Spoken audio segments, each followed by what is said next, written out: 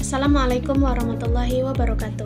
Perkenalkan, nama saya Emilia Junita, biasa dipanggil Email, mahasiswa jurusan Sejarah Peradaban Islam semester 3, Fakultas Adab dan Humaniora UIN Imam Bonjol, Padang. Video kali ini saya akan berbicara mengenai arkeologi. Arkeologi itu berasal dari bahasa Yunani, yaitu arkeos yang berarti kuno atau purbakala, dan logos yang berarti ilmu. Jadi dapat diartikan bahwa arkeologi itu adalah ilmu tentang kehidupan dan kebudayaan manusia zaman kuno atau zaman purbakala berdasarkan peninggalan-peninggalan pada masa itu.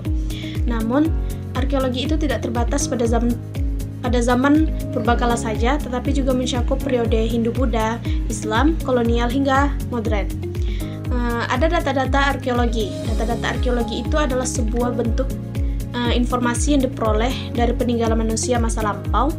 Data ini biasanya digunakan untuk merekonstruksi dan memahami kehidupan, kebudayaan, serta lingkungan masyarakat pada masa lampau. Ada 5 yang termasuk data arkeologi, yaitu ada artefak, ekofak, fitur, konteks, dan persebaran. Artefak itu adalah benda-benda yang dibuat oleh manusia untuk mendukung kehidupan sehari-hari, seperti peralatan yang terbuat dari batu, peralatan makan, maupun senjata.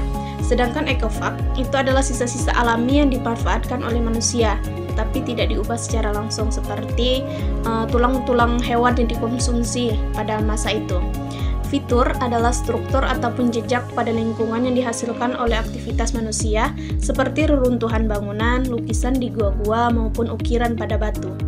Konteks yaitu rekaman arkeologi yang memuat sifat formal dan kuantitatif, yang berarti bahwa setiap data arkeologi dianalisis berdasarkan karakteristik fisiknya, sedangkan persebaran itu adalah penyebaran data di lokasi berbeda-beda tetapi saling terkait, yang berarti bahwa data arkeologi itu ditemukan di berbagai tempat namun masih memiliki hubungan berdasarkan konteks sosial, ekonomi, ataupun budaya. Adapun tujuan dari adanya arkeologi yaitu yang pertama untuk mengidentifikasi bentuk kebudayaan masa lampau, yaitu menyusun sejarah kebudayaan melalui deskripsi dan klasifikasi benda tinggalan manusia. Yang kedua yaitu menganalisis fungsi benda tinggalan, yaitu rekonstruksi tata cara kehidupan manusia masa lampau seperti aspek sosial, ekonomi, religi, dan budaya. Yang ketiga yaitu mengidentifikasi penyebab perubahan kebudayaan, yaitu mengkaji proses transformasi budaya dari masa ke masa. Selama perkuliahan kami sudah melakukan 2 kali observasi atau penelitian ataupun turun langsung ke lapangan untuk melihat peninggalan manusia pada masa lampau. Yang pertama yaitu tepatnya kami pergi ke situs Menhir, tepatnya di Negari Mae, Kabupaten 50 Kota, Sumatera Barat. Dan tempat yang kedua yaitu situs Batu Basure dan Pillbox atau benteng pertahanan pada masa Jepang yang berada di Bukit Gado-Gado, Padang, Sumatera Barat, yang didampingi langsung oleh dosen pengampu mata kuliah arkeologi yaitu Bapak Alvan Randa.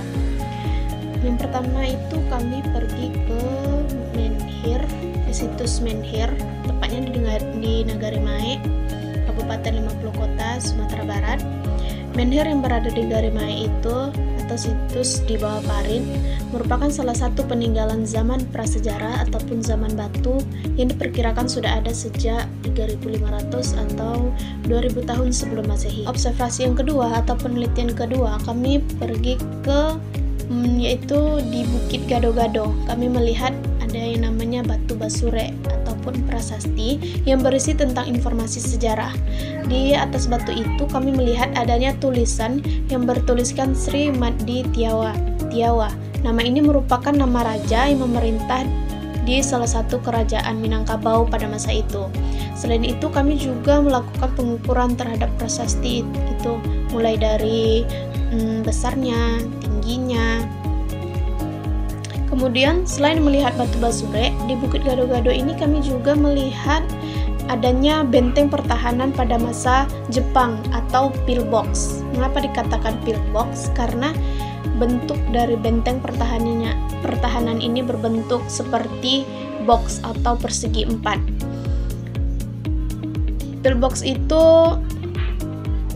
kami melakukan pengukuran yang tingginya itu sekitar 3 meter, lebarnya itu sekitar 1,5 meter, dan bahannya itu terbuat dari batu dan semen. Diperkirakan pillbox ini digunakan untuk mengintai musuh yang datang dari jalur laut. Dari pembelajaran arkeologi yang dilakukan yang saya ikuti selama ini menunjukkan bahwa arkeologi itu memiliki peran penting dalam memahami sejarah, budaya, dan perkembangan peradaban manusia melalui penelitian dan penggalian. Arkeologi juga membantu mengungkap tentang kehidupan masa lalu yang tidak tercatat di dalam dokumen sejarah. Arkeologi itu juga memperkaya pemahaman kita tentang kehidupan manusia, serta membantu pelestarian budaya dan memberikan wawasan berharga untuk masa depan. Nah, hanya itulah yang dapat saya sampaikan. Semoga bermanfaat. Saya akhiri. Assalamualaikum warahmatullahi wabarakatuh.